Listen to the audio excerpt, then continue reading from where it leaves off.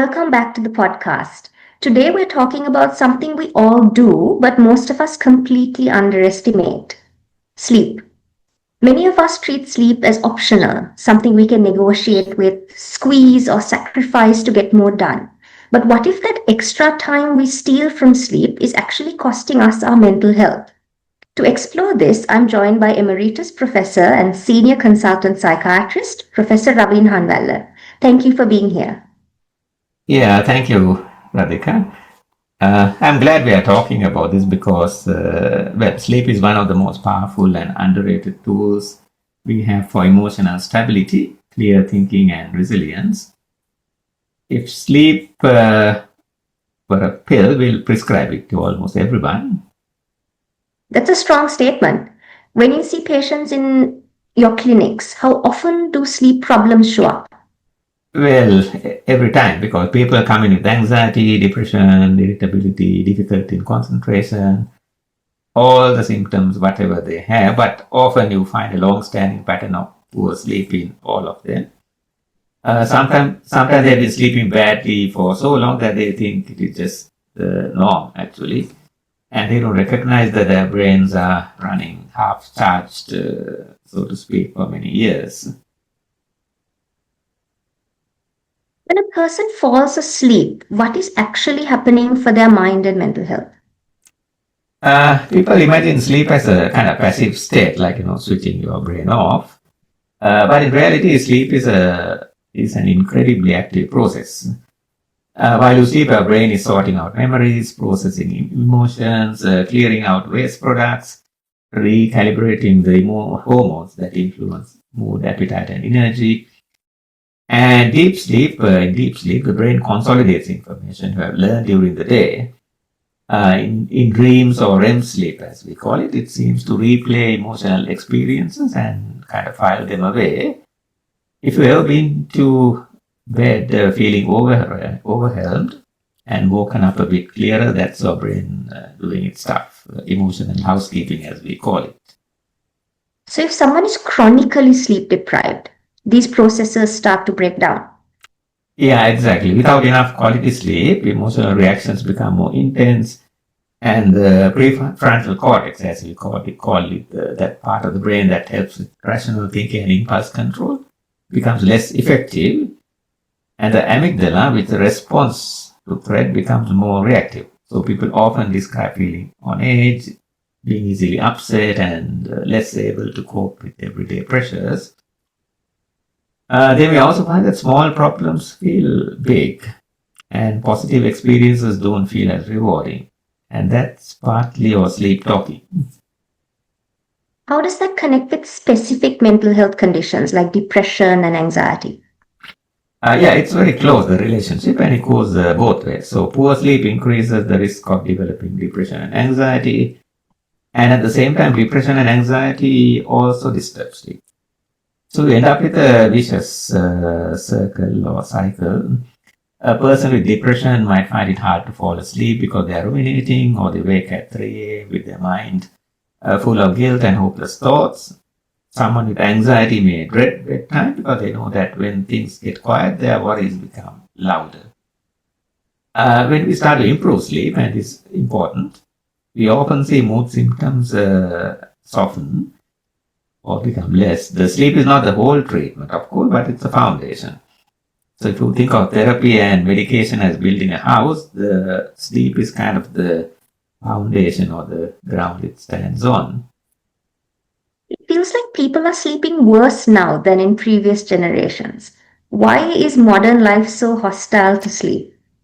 Yeah, well, our brains evolved to follow the rhythm of light and dark. So morning light tells the brain to wake up, and when darkness comes, then it's time to wind down. Now we don't live in that kind of world. Light never really goes away. We have phones, we have tablets, laptops, overhead LED lights, television screen, and all this send a signal to the brain saying that the day isn't over.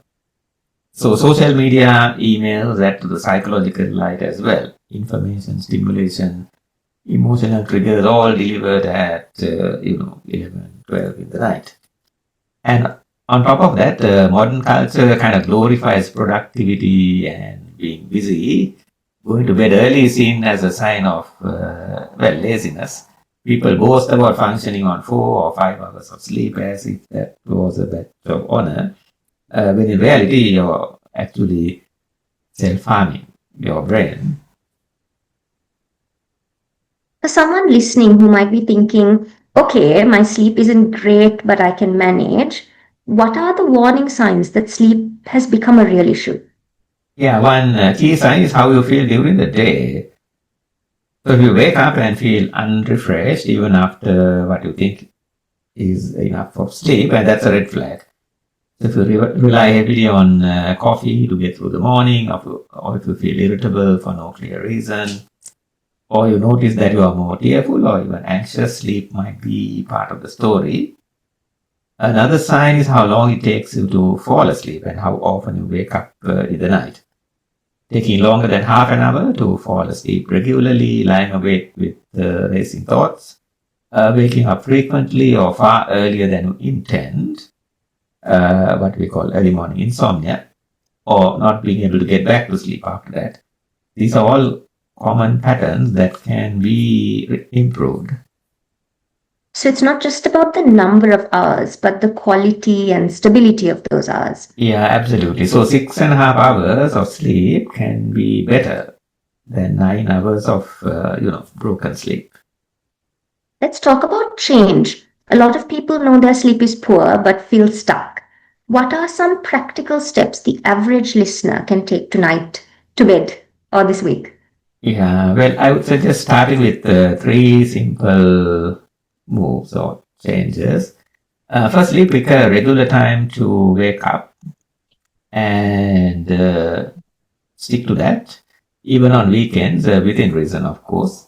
The brain loves predictability, so when you get up at roughly the same time every day, your what we call your inner clock stabilizes, and falling asleep becomes then easier.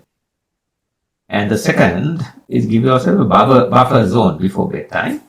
Aim for at least half an hour when you're not working, not scrolling endlessly, or not having heavy discussions. Think of it like landing an aeroplane. You don't go from full speed to zero in 1 second. You gradually descend. A warm shower, reading something gentle, stretching, listening to calming music. It's a signal to the body that it's safe to switch to night mode. And the third point, fairly important, make a deal with your phone. Many people fall asleep with the phone in their hands and wake up to it immediately.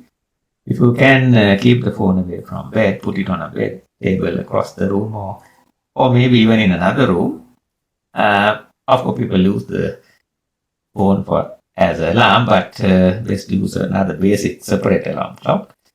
That one change can actually protect you from the temptation to check messages or news every time you stir at night. What about the person who lies in bed with their mind racing, replaying conversations, or worrying about tomorrow? Yeah, that's very common actually. So one practical strategy that is what we call worry appointment.